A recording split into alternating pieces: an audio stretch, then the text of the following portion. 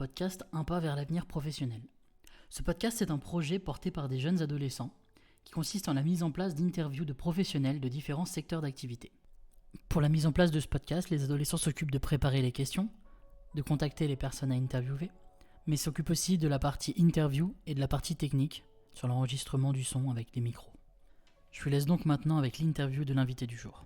Bonne écoute. Bonjour, pouvez-vous vous présenter ? Oui, alors moi je m'appelle Caroline Vessette, je suis originaire de l'Indre, donc le département du 36, et je suis dans le photovoltaïque depuis 4 ans. En quoi consiste votre métier ? Alors, en quoi consiste mon métier ? Le métier que j'occupe, c'est de vendre, de proposer des services de panneaux solaires sur des structures agricoles et industrielles. Donc, ça consiste pas, ce n'est pas destiné aux particuliers. Depuis combien de temps faites-vous ce métier ? Alors, je fais ce métier depuis 4 ans. Quelle étude avez-vous faite ? Alors, moi, j'ai un bac général pour commencer. Ensuite, j'ai fait une licence de droit et je suis partie en école de commerce. Pas du tout des métiers destinés à l'environnement, en premier lieu. Comment avez-vous créé votre entreprise ? Êtes-vous parti de zéro ou c'était la reprise d'entreprises déjà existantes ? Alors, plein de questions. Donc, j'ai créé mon entreprise. En fait, j'ai été salariée d'un groupement agricole initialement pour développer. En fait, ils cherchaient un chargé de projet. Donc, pour mener une 50aine de bâtiments à développer, à faire sortir de terre et à mettre en service. Et suite à cette fin de projet, il n'y avait pas forcément de possibilités, mais il y avait énormément de demandes dans le milieu agricole. Donc, j'ai décidé de partir seule et de m'installer, de créer mon entreprise. Est-ce que vous avez fait ce choix de métier car vous êtes sensible à la thématique de l'écologie ? Alors, initialement, j'aime la nature, ce qui n'est pas forcément lié non plus à l'écologie. Mais le fait d'avoir été dans un milieu où j'ai côtoyé des agriculteurs, donc des gens passionnés par leur métier, ça t'ouvre et ça t'oriente vers le respect effectivement de l'écologie. Pourquoi avoir fait ce choix de créer votre entreprise plutôt qu'être salarié ? Eh parce qu'en fait, si j'avais voulu faire le job que je fais actuellement, en fait, je suis chargée de projet. Si j'avais été embauchée par une industrie ou par une entreprise, j'aurais dû développer la politique de l'entreprise. Et moi, j'avais une autre idée de développement. Je voulais pouvoir offrir à mes clients, en fait, une mise en concurrence et qu'ils ne soient pas orientés sur un choix unique, mais sur un choix multiple de fournisseurs et de prestataires pour les accompagner.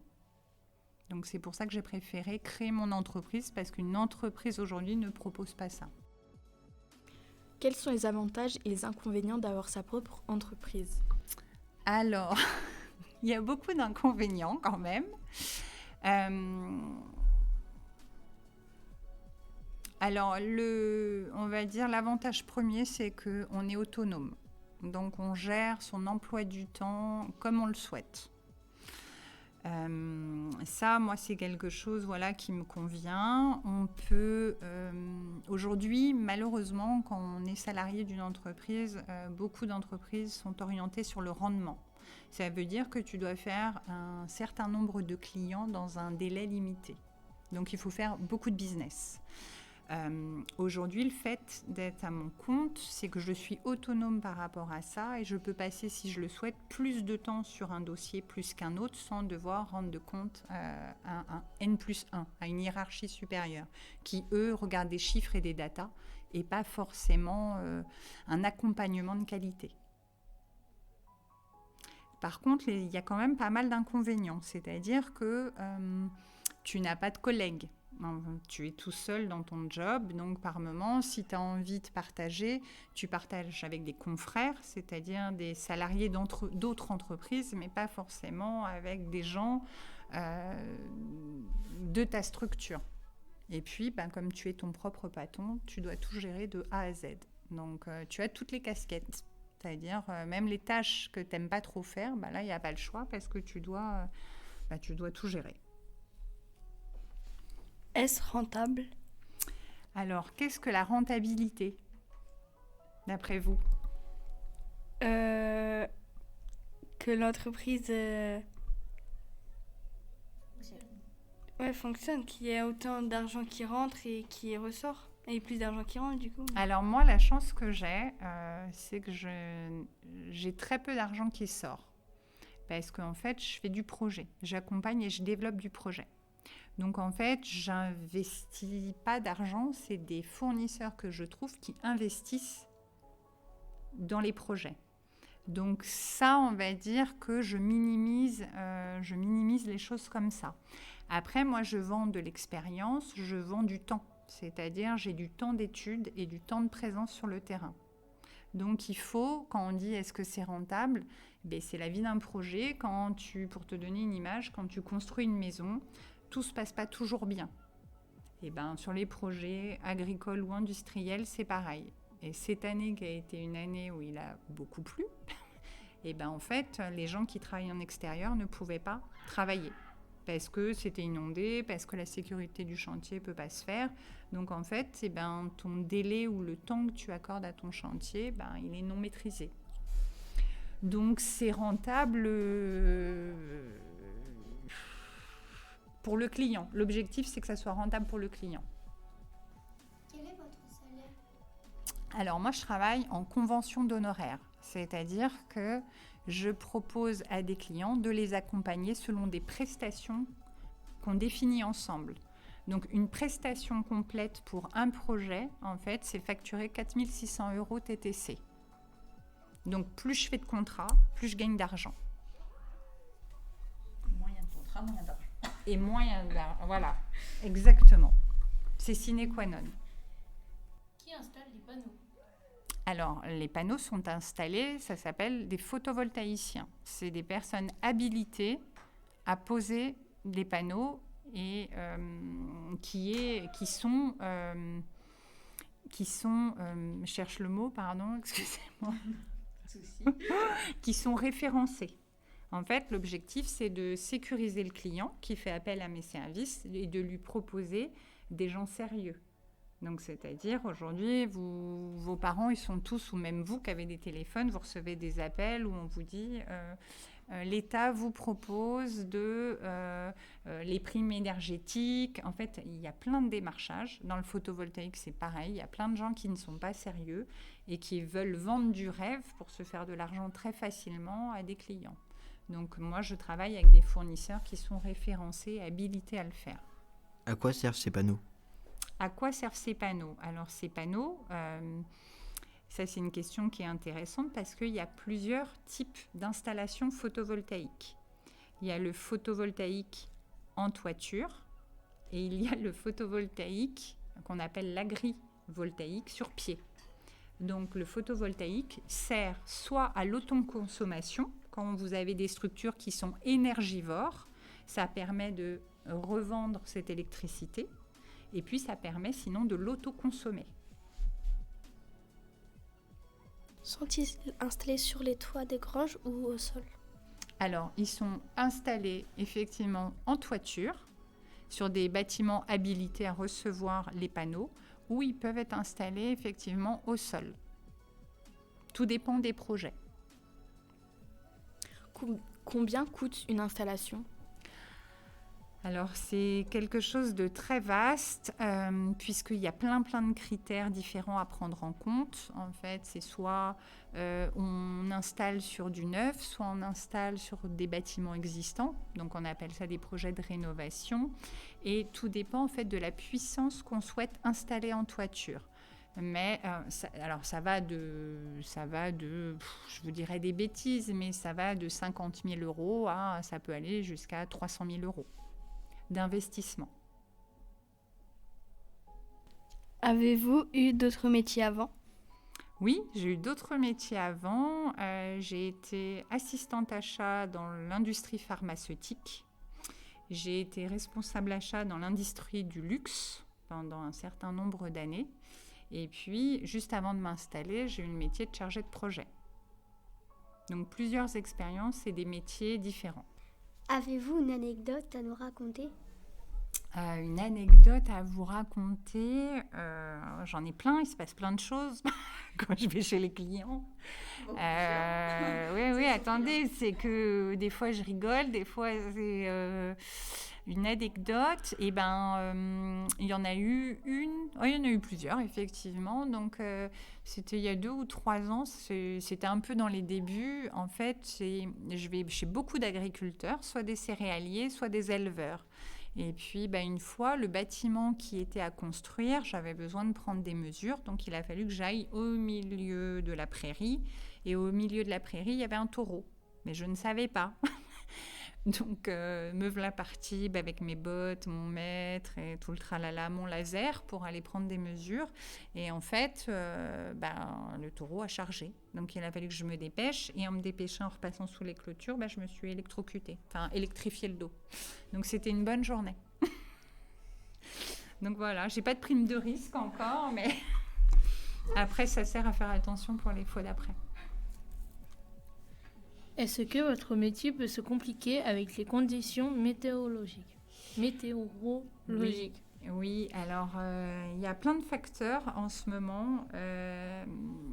Donc oui, il y a la météo, puisque les panneaux solaires, comme l'indique le terme, normalement c'est quand même lié à l'ensoleillement.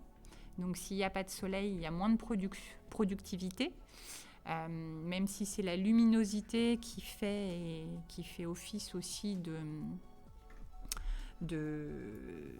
d'énergie à enregistrer, mais il faut du soleil. Et puis, il ne faut pas qu'il y ait non plus trop de poussière, parce que sinon, ça obstrue les panneaux. Parce qu'il y a plein de petits capteurs, et ces capteurs, s'il y a trop de poussière ou trop de saleté, ça ne peut pas produire comme il faut. Et puis, cette année, on n'a pas une très très bonne nouvelle, puisque le gouvernement a changé. Et l'État, en fait, souhaite ralentir les projets photovoltaïques pour développer le nucléaire. Donc, ça va se compliquer très prochainement.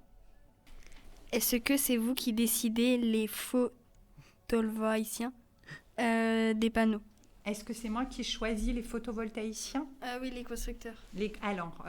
En fait, quand on développe un projet photovoltaïque, si ce n'est pas sur un bâtiment existant, en fait, il faut choisir un terrassier. Le terrassier, c'est celui qui va préparer, au milieu du champ, c'est celui qui va préparer la plateforme, d'accord, qui va sécuriser, d'accord, les choses. Très souvent, en amont, il faut faire une étude de sol. Donc, on doit faire appel à un cabinet extérieur. Après, moi, mon job, c'est de proposer des constructeurs par rapport à des besoins définis avec mes clients. De ça, après, il faut un photovoltaïcien. C'est le fournisseur qui va mettre les panneaux solaires, d'accord, et les générateurs pour que ça puisse emmagasiner, enregistrer, produire et rejeter dans le circuit l'électricité. Et puis, moi, le client est maître d'ouvrage et je suis là pour le conseiller. Donc, je lui fais les propositions et c'est toujours le client qui choisit. Quel a été le déclic pour avoir changé de branche de métier? Alors, le déclic, ça a été le Covid. En fait, j'étais dans l'industrie du luxe et au moment du Covid, j'étais dans le luxe, j'étais dans la partie cosmétique. Et au moment du Covid, les clients ont vraiment paniqué. Ils pensaient que les gens, étant chez eux, allaient passer commande de beaucoup de make-up. Et en fait, ça a été tout l'inverse. Les gens ont pris beaucoup de recul par rapport à des choses superficielles et ont souhaité changer de vie, se réorienter, ont recentré leurs priorités. Et moi, je travaillais beaucoup avec l'Asie à l'époque. Et le Covid, moi, j'étais déjà sur le phénomène du Covid 8 mois avant que ça arrive et que ça soit vraiment annoncé en France. Donc le Covid, ça a été un peu trop un peu trop pour moi. J'ai eu 2 ans de Covid.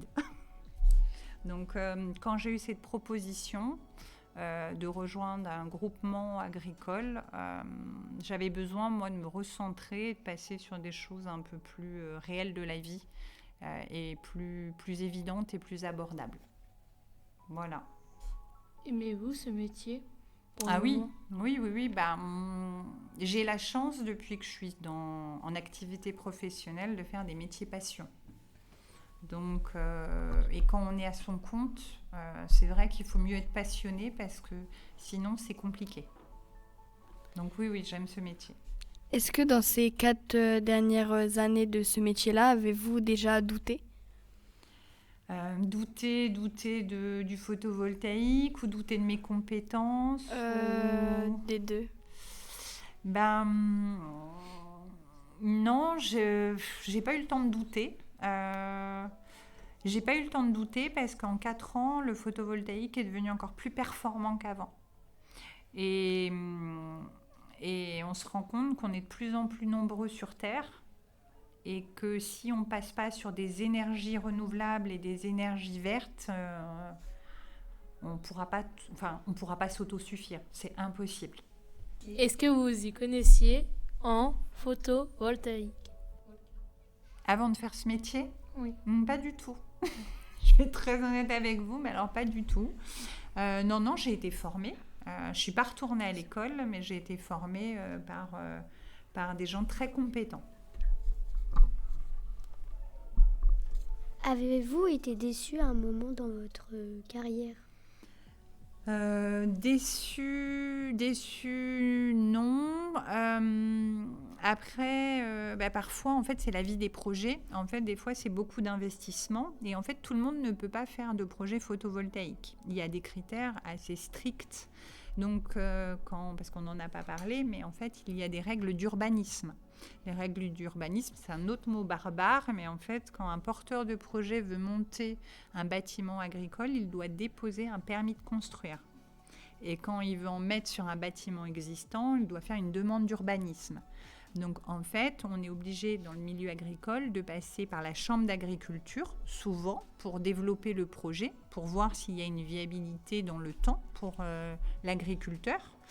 Et puis, après, c'est pareil, il faut aller à la conquête des banques. Parce que pour faire de tels projets, on a parlé tout à l'heure des investissements, il faut quand même des sommes d'argent importantes. Donc, très souvent, il faut être accompagné financièrement. Donc, il faut aller séduire et convaincre les banques d'accompagner ces projets. Donc, parfois, ça peut être un gros challenge pour les personnes qui voudraient en faire et le chemin est long. Des fois, il faut convaincre, il faut attendre. Il y a beaucoup d'éléments qui doivent être réunis pour que le projet puisse se faire. Donc, des fois, moi, c'est aussi du travail que je fais. Et puis, ça aboutit pas forcément pour plein de raisons. Et puis, des fois, la personne peut aussi se démotiver. Le porteur de projet peut dire ça va être trop compliqué, ça va être un chamboulement sur mon exploitation. Tout compte fait, je remettrai plus tard. Dans ces cas-là, c'est du temps que tu as perdu. Enfin, c'est pas vraiment du temps perdu, mais c'est du temps consacré qui aboutira à un temps indéterminé, quoi. Excuse-moi, Mathé. Est-ce que, par exemple, il y en a, vont commencer le chantier et après, ils veulent plus Ah non, ça, alors, par contre, c'est pas possible. Non. En fait, c'est pas qu'ils veulent plus. En fait, moi, mon travail aussi, c'est que je règle tous les problèmes sur le chantier. Donc, si ça se passe pas bien, s'il y a du retard,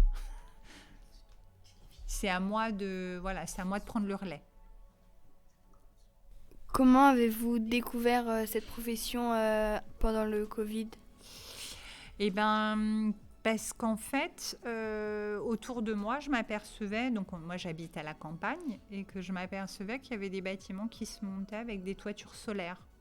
Et puis il y avait un bâtiment, 2 bâtiments, 3 bâtiments, 10 bâtiments, 20 bâtiments. Donc je me suis dit, c'est la révolution chez les agriculteurs. Ils ont tous, ou beaucoup, pour beaucoup, des bâtiments avec des toitures photovoltaïques. Donc, ça m'a un petit peu aussi mis la puce à l'oreille. Et puis, je me suis un peu intéressée. Et puis c'est en discutant, en regardant ce qui se passe dans la campagne que tu apprends aussi ces choses-là. Tout à l'heure, quand vous avez dit que vous aviez fait une formation, c'est une formation ou plusieurs et combien de temps elles ont duré? Alors, c'est pas une vraie formation, on va être honnête. J'ai appris sur le terrain parce que j'ai été lancée dans le grand bain. En fait, quand tu fais des études et que tu rentres dans des écoles, tu vas te spécialiser sur, on va dire, un intitulé ou un métier, et après, tu peux le décliner dans plusieurs professions. Après, il faut effectivement creuser, s'intéresser et te former sur le terrain. Donc moi, pour la partie photovoltaïque, je me suis formée sur le terrain. Pour la partie négociation, appel d'offres, la partie financière, la partie projet, en fait, c'était ma base solide que j'avais appris à l'école et que je pratiquais depuis X années dans mes anciens boulots. Merci beaucoup d'être venu. Merci à vous de m'avoir écouté. Si vous avez apprécié l'épisode, n'hésitez pas à vous abonner au podcast et à laisser un gentil commentaire ou une évaluation sur Spotify pour encourager les ados à continuer ce projet si intéressant. Merci beaucoup pour votre écoute et à bientôt.